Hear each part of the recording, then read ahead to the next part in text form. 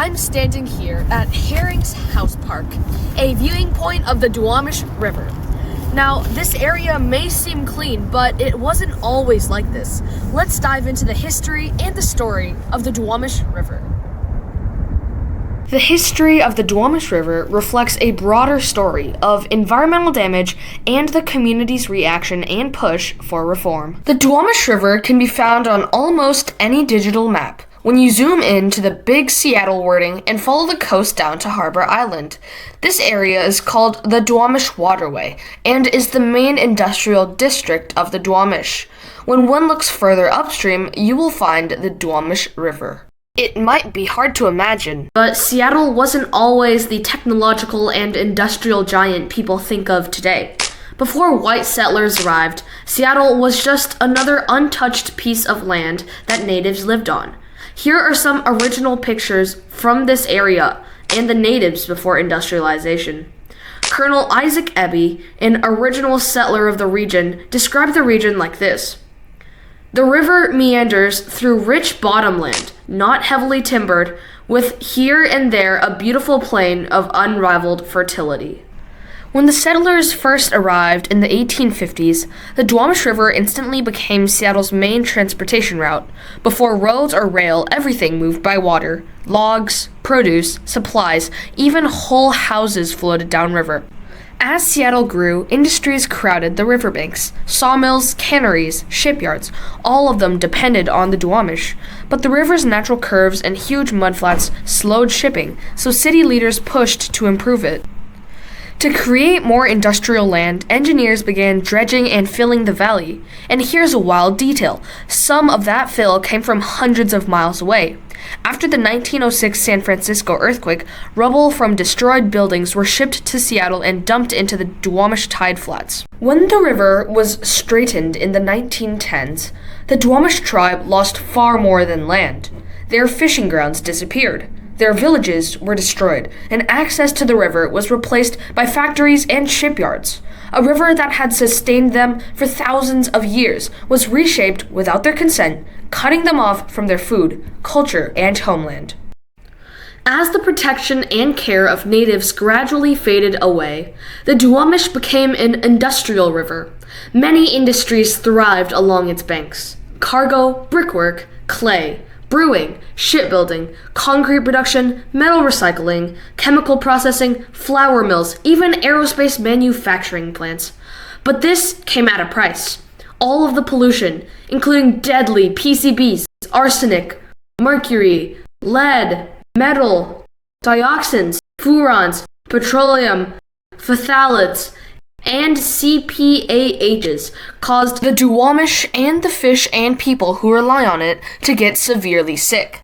People who used to rely on the Duwamish to put food on their families' tables were no longer able to fish for food. These fish advisory signs can be found all over the lower Duwamish riverbanks and are a stark reminder of the river's past. In the end, the situation became so dire that people began speaking up. Led by people with the likes of Ken Moser, James Rasmussen, Cecile Hansen, Greg Wingard, John Beal, and B.J. Cummings, people stood up.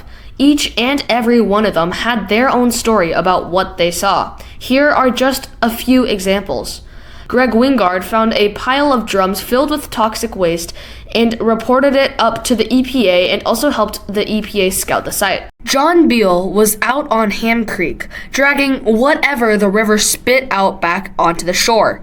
Neighbors remember him hauling tires with a rope slung over his shoulder, yanking rusted metal out of the mud, and even wrestling old shopping carts free from the current. For thousands of years, the Duwamish River sustained the Duwamish people, providing food, transportation, and the foundation of their culture. Native advocate Cecile Hansen, a descendant of the Duwamish tribe, emphasizes that preserving the history of the river is also part of protecting the identity and the heritage of the Duwamish people. Throughout the years, many different communities have stepped up to protect the Duwamish River.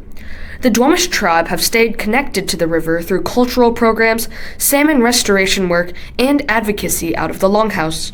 In South Park and Georgetown, families living closest to the pollution pushed the city and the EPA to take health impacts seriously. the Duwamish River Cleanup Coalition became the main organizing force, leading restoration projects, running youth programs, and keeping pressure on federal agencies to actually follow through. Environmental groups like Puget Soundkeeper used the 1972 Clean Water Act, which gave people the right to sue polluters, to monitor the river and take legal action when industries violated water quality standards. Young people in the Duwamish Valley Youth Corps planted trees, restored shoreline habitat, and spoke directly to city leaders about what they were seeing. Even local businesses got involved by hosting cleanups and supporting community science. In 2001, the lower Duwamish River was officially listed by the U.S. Environmental Protection Agency as a Superfund site. A Superfund site is an area so polluted that the EPA steps in to coordinate and enforce a long-term cleanup, often stretching over decades. Tests along the river showed toxic chemicals settled deep into the sediment, substances that could move into wildlife, fish, and even nearby neighborhoods. The designation marked a turning point. From that point on, the EPA, local governments, and community groups were legally bound to confront the contamination and begin the slow work of restoring the river. When the community spoke up, the government finally listened. Today, a massive partnership is at work. The Washington Department of Ecology is the source control watchdog. They're inspecting hundreds of businesses and cleaning up upland sites to stop new toxins from leaking into the water. On the water, the city of Seattle and King County joined the Port of Seattle and the Boeing Company to form the Lower Duwamish Waterway Group. Together, they are investing hundreds of millions of dollars to dredge up contaminated mud and cap the riverbed with clean sand. It's not just about the mud, it's about keeping people safe. King County and Seattle Public Health Services are working on the ground to keep families safe from contaminated seafood, while the EPA oversees the entire Superfund site to ensure the job is done right. The Duwamish isn't completely healed, but the situation is improving. When investigating Duwamish Waterway Park in July 2014, the EPA found that in the area around the water, arsenic levels were as high as 69 arsenic, 3 times higher than the MTCA cleanup standard. After 5 years of cleanup, when the soil was sampled once again in March 2019, the arsenic levels decreased to an average of 17 arsenic points per meter, 3 points below the MTCA cleanup standard. Since the lower Duwamish River became a Superfund site, the work hasn't stopped.